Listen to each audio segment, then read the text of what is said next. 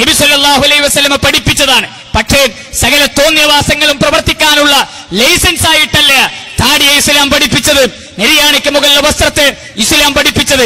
താടി നീട്ടുക എന്നത്, നിര്യാണിക്ക് മുകളിൽ വസ്ത്രം ധരിക്കുക എന്നത് ഒരു മുസ്ലിം പുരുഷന്റെ മാന്യമായ വേഷമാണ് എന്ന് പഠിപ്പിച്ച ഇസ്ലാം അത് നീട്ടി സകല കുപ്രചരണങ്ങളും കളവുകളും പറയാൻ അനുവദിച്ചിട്ടില്ല.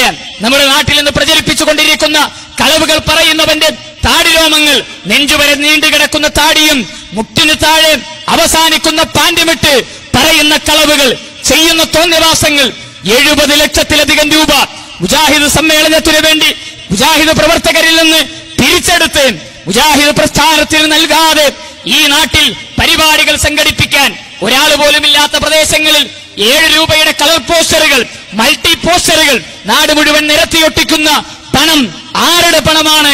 മുജാഹിദ് പ്രസ്ഥാനത്തിന്റെ സമ്മേളനത്തിന് വേണ്ടി 70 ലക്ഷം രൂപ കുവൈത്തിൽ നിന്ന് പിരിച്ച പണം, 35 ലക്ഷത്തിലധികം രൂപ MSMന്റെ സംസ്ഥാന സമിതി, പിരിച്ചുവിടപ്പെട്ട സംസ്ഥാന സമിതി MSMന്റെ ഫണ്ട്, അതിൽ നിന്ന് മോഷ്ടിച്ചെടുത്തു കൊണ്ടുപോയ 1 കോടിയിലേറെ രൂപയാണ് നാട്ടിൽ ഈ പ്രചരണ കോലാഹലങ്ങൾ മുഴുവൻ നടത്തിയത്.